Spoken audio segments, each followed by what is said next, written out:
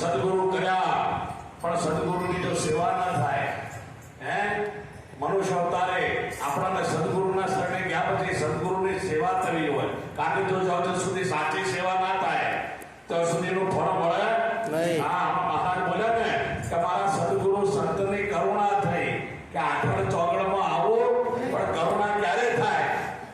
સંતોની સેવા કરો તો સંતોની કરુણા તમારા ઉપર ઉતરે બે નટી ભજનની બોલાવો, પાછળ બધા બોલે જો સાચી ગુરુની સેવા છે, સાચી ગુરુની સેવા છે, સાચી ગુરુની સેવા છે, સાચી ગુરુની સેવા છે.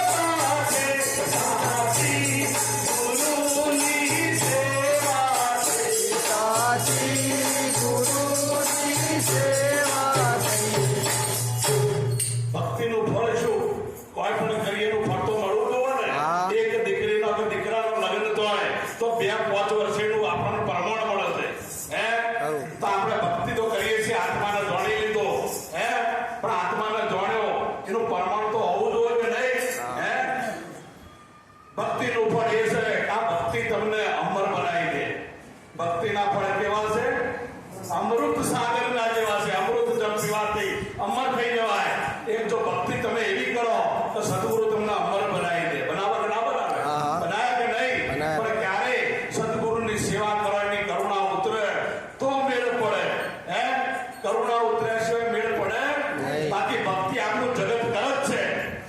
આ વિશ્વમાં એવો કોઈ વ્યક્તિ નથી કે જે પરમાત્માને માનતો નથી. એને કે પ્રકારે આખું જગત પરમાત્માનો માનસ છે. પણ સાચી ભક્તિ જબ સુધી કોઈ સદગુરુ ના મળે ને ત્યાંથી સાચી ભક્તિની શરૂઆત થાય નહીં. સંતોનું કહેવું એવું છે કે ભક્તિ તમે થોડી કરો પણ સાચી કરો અને પાછી સમજીને કરો. જો સમજ્યા વગર કોઈ પણ કરશો એનો લાભ થશે? સંતો ના પાડે છે કે સમજ્યા વિના કારજ કરવું ઘોડાનો વ્યવહાર છે, પણ સારા સારા સમજે જે જન એનો પીડો પાર છે. સમજણની વાત છે ન્યારી, વીરા મારા સમજણની વાત છે ન્યારી. અજ્ઞાની ગયા બધા હારી, વીરા મારા સમજણની વાત છે ન્યારી. જેના જીવનમાંથી કે સમજણ ગઈ એને તો કે જોયા જેવી થઈ. હા, થોડી કરો ભક્તિ પણ સમજીને કરો. રામકૃષ્ણ પરમહંસ મહાકાળીની ભક્તિ કરતા હતા. ભક્તિ બહુ કરે, રોજ રાતે હુઈ જાય, સવારે ઉઠે એટલે એમનો ઓછીકું લતર પથર હોય, ભીનું હોય. એક દિવસ, બે દિવસ, અઠવાડિયું થયું, શારદામાએ પૂછ્યું કે ભગવાન તમે સવારે ઉઠો છો, તમારું ઓછીકું ભીનું હોય છે, લતર પથર હોય છે, તમને કોઈ રોગ થયો છે કે શું? કે મને રોગ નહીં થયો, પણ કે મારી મહાકાળીની આટલી બધી ભક્તિ કરું છું, પણ મારી મહાકાળી મને દર્શન આપતે અને એના વિરહમાં મને રુદન આવે છે, આ રડું આવે છે ને એને લઈને ઓછીકું પલળી જાય છે. ત્યારે શારદામાએ કીધું કે ભક્તિમાં ભાવ વધારો. ભક્તિમાં શું જોવે? ભાવ જોવે. ભાવ વગરની ભક્તિ નકામી પડે. ભક્તિમાં ભાવ પ્રધાન છે અને જ્ઞાનમાં વિચાર પ્રધાન છે. ભાવમાં ફેર હોય. અમદાવાદ એસટી ડેપોમાં બસમાં બેઠો હતો. બસની પડવાની વાર હતી અને એક માજી આવ્યા બસમાં ચડવા જોઈએ, પણ માજી ચડી ના એટલે મને દયા આવી. માજી બાવડું જલ્દી ઉપર ખેંચી લીધો.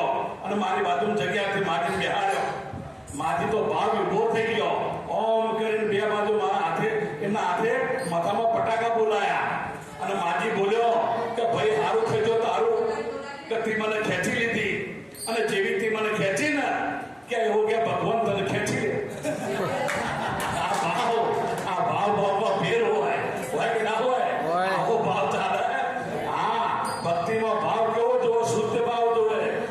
રામકૃષ્ણ પરમહંસે ભક્તિમાં ભાવ વધાર્યો અને મહાકાળી એને દર્શન આપ્યા અને વચન આપ્યું કે જ્યારે જ્યારે તું મને યાદ કરીશ ને તારે તારા હોમે હાજર થઈશ. રોજ બપોરે જમવાનું લઈને જાય અને હે મહાકાળી કહે એટલે મહાકાળી પ્રગટ થાય અને રામકૃષ્ણ પરમહંસ જમાડે અને એના આગળ વાતોચીતો કરે. આવું ઘણા ટાઈમ ચાલ્યું. એક દિવસ જમવાનું લઈને જતા હતા. રસ્તામાં એક સંત બેઠેલા તોતાપુરી. એમને પૂછ્યું કે ભગત ક્યાં જાઓ છો? કે મારી મહાકાળીને જમાડવા. કે તમારી મહાકાળી જમવા આવે કરી કે આવે? મારા હાથે જમવા અને કે મારી જોડે વાતોચીતો કરે. કે વાતોચીતો કરે કે હા. તો કે તમારી મહાકાળીને એક પ્રશ્ન પૂછતા આવજો. કે બોલો. કે ખાલી એટલું પૂછજો કે મારા આત્માનો સાક્ષાત્કાર કરવો છે. જન્મ મરણના ફેરામાંથી મારે મુક્તિ જોવો છે. એ મહાકાળી તો મને આત્માનો સાક્ષાત્કાર કરાવીશ? ખાલી આટલું પૂછતા આવજો. કે હારું. રામકૃષ્ણ પરમહંસ ઠેકોનો પહોંચ્યા. હે મહાકાળી કીધું. મહાકાળી પ્રગટ થઈ. કોળીઓ લઈને મોઢા મૂકે ને એ પહેલા કે મા એક પ્રશ્ન પૂછું? મહાકાળી કે પૂછો. કે મારા આત્માનો સાક્ષાત્કાર કરવો છે. આ જન્મ મરણના ફેરામાંથી મુક્તિ જોઈએ છે. કે મહાકાળી તું મને મુક્તિ અપાઈશ? મહાકાળીએ બે હાથ ઊંચા કરી નાખ્યા કે આ મારું કોણ? તો કે એના માટે શું કરવાનું? કે રસ્તામાં જે તને મળ્યો તો ને એના પગ પકડી લે. તું માગે તો કે 14 ચોકડીનું રાજ આપું, તારું આયુષ્ય વધારું. બાકી જન્મ મરણના ફેરામાંથી મુક્ત કરાવી શકો? આ જગતની અંદર કોઈ દેવી દેવતાની એજન્સી નથી તમને જન્મ મરણના ફેરામાંથી મુક્ત કરાવે. આ એજન્સી ફક્ત એક સદગુરુ જોડે છે. હે ગુરુ બ્રહ્મા, ગુરુ વિષ્ણુ, ગુરુ દેવો મહેશ્વરમ, ગુરુ સાક્ષાત પરબ્રહ્મ તસ્મૈ શ્રી ગુરુવે નમઃ. હે રોમ જેવા રોમને અવતાર ધારણ કરી પૃથ્વીના પડિયામાં આયા તો એમને પણ સદગુરુના શરણે જવું પડ્યું. કૃષ્ણ જેવા કૃષ્ણ પૃથ્વીના પડિયામાં અવતાર ધારણ કરીને આયા તો એમને પણ સદગુરુના શરણે જેને તમે રામોપીર માનો છો, જેને ભગવાન આપણે માનીએ છીએ, એ રોમાપીરને પણ સદગુરુના શરણે જવું પડ્યું. કારણ કે આ જન્મ્યો છે તો આના બંધન લાગુ પડ્યું છે મરણનું. જન્મ્યો છે એટલે મરણનું બંધન છે. પણ આ જન્મ મરણના બંધનમાંથી ફક્ત ને ફક્ત એક સદગુરુ આપણને એમાંથી મુક્ત કરી શકે. હે રામકૃષ્ણ પરમહંસ એ વખતે મહાકાળીને જમાડવા આવ્યા. જય ગુરુ મહારાજ જલ્દી નીચે ઉતરી ગયા અને જઈને રસ્તામાં તોતાપુરી સંત બેઠા હતા. લોબા હોઠ થઈ ગયા. દંડવત પ્રણામ કર્યા કે હે ગુરુ મહારાજ, મારી મહાકાળીએ તો મને ના પાડી પણ કે આત્માનો સાક્ષાત્કાર કે હવે તમે કરાવો. તો કે કાલ સવારે 2 તલવાર લઈને કે મારા ઘેર આવજે. રામકૃષ્ણ પરમહંસ ઘેર ગયા. સવાર પડી 2 તલવાર લઈ અને ગુરુ મહારાજના ઘેર તોતાપુરીના ત્યો 2 તલવાર ગુરુ મહારાજના પગ આગળ મૂકી દંડવત પ્રણામ કર્યા કે હવે ગુરુ મહારાજ શું આદેશ છે? કે તારી મહાકાળીને બોલાય. હે મહાકાળી કીધું. મહાકાળી પ્રગટ થઈ. વચન આપ્યું એટલે પ્રગટ તો થાય ના થાય. મહાકાળી પ્રગટ થઈ કે હવે ગુરુ મહારાજ એક તલવાર ગુરુ મહારાજે એમના હાથમાં રાખી અને એક તલવાર રામકૃષ્ણ પરમહંસને આપી કે હવે આ તલવારથી તારી મહાકાળીનું મસ્તક ઉડાડ. પગ પાછા પડે ના પડે? અચ્છાના પગ પાછા પડી જાય. આ છેલ્લું અવલંબન છે અને આ વાત ખોટી નથી.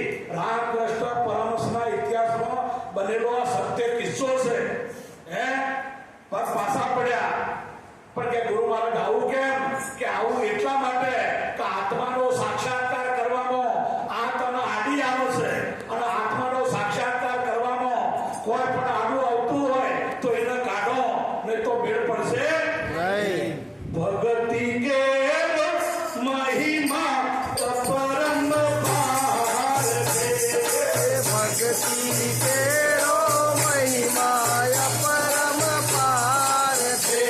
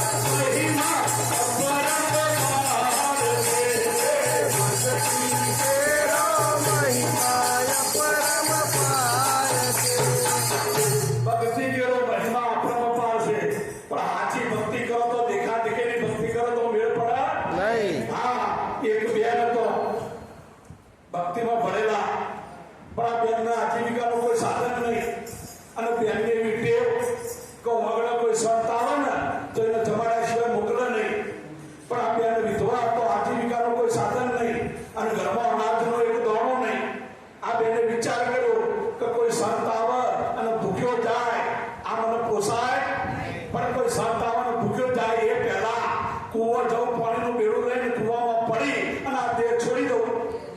આ બેને આવો વિચાર કર્યો. પાણીનું બેડું લઈને બેન કૂવો ગયો તો એક મહાત્મા આવ્યા. બેન પાણી પીવડાવવાનું. બેને કૂવામાંથી ખેંચીને પાણી પાયું. પેલા મહાત્મા કે 2 દિવસનો ભૂખ્યો છું. પેલી બેન વિચાર કરે છે કે આટલા માટે કે કૂવા ફરવા આવીશ અને આ વળી પાછા ભોજન માંગે છે. પણ ભક્તિ લાઈનમાં ભણેલી ભાઈ કરે શું? મહાત્માને ઘેર લાવી, પાડોશીના ઘેરથી લોટ ઉસીરો લાવી, રોટલો બનાવી અને મહારાજ જમવા બેહાડ્યા. હવે મહાત્મા જમીન ઉભા થયા. આગળ એક હોબેલું પડ્યું હતું. આ હોબેલું અંડોળી ઘરની બહાર નીકળ્યા. આ ભાઈ ચોપા સુધી વળાવવા ગઈ.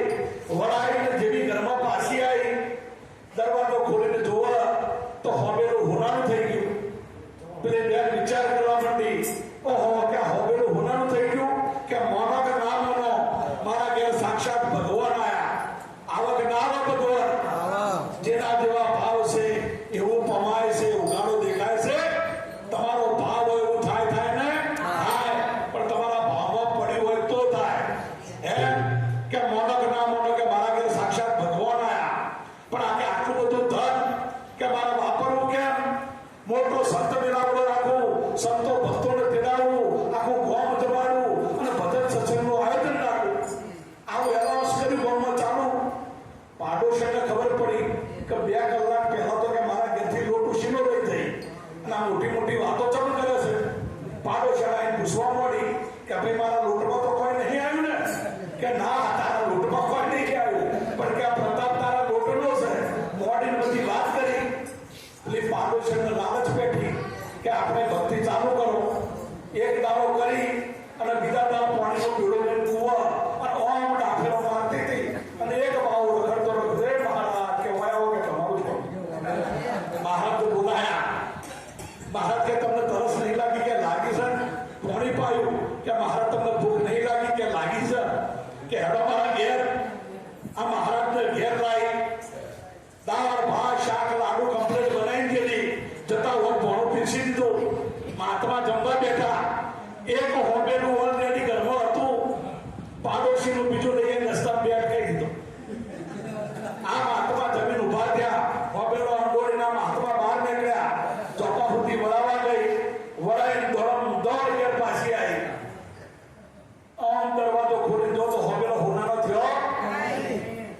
પેલી બેન કે હજી કોઈ મહારાજ આગા નહીં ગયા હોય, કે હજી કઈ ગોદર નહીં પહોંચ્યા હોય. આ ભાઈ પાછી દોડી, "એ મહારાજ ઉભા રહો, ઉભા રહો." એટલે શ્રાવણ મહિનો ચાલતો હતો. પેલા મહારાજના મનમાં તો ડગડા બગડા આપવાની બાકી છે કે એટલે ઉભી નથી છે. મહારાજે હરખમાં ઉભા રહ્યા. સાહેબ આવડો ચડીને મહારાજે ઘેર લાવી અને હોબેલો પડે તો હોમી વગડી કરી કે હોબેલો જોયો? પેલો મહારાજ કે જોયો કે આ શોભાનો નહીં મૂક્યો કે ઓનો હોનાનો કરો? પેલા મહારાજ કે પણ કે કારણ કે અમારા પાડોશમાં એક મહાત્મા આવ્યા હતા ને કે હોબેલું હોનાનું કરીને ગયા હતા. પેલા મહારાજે પૂછ્યું કે બેન ભક્તિ કેટલા દાડાથી વળી છે? કે આજ 2 દાડા થયા. પેલા મહારાજ કે હું બાવો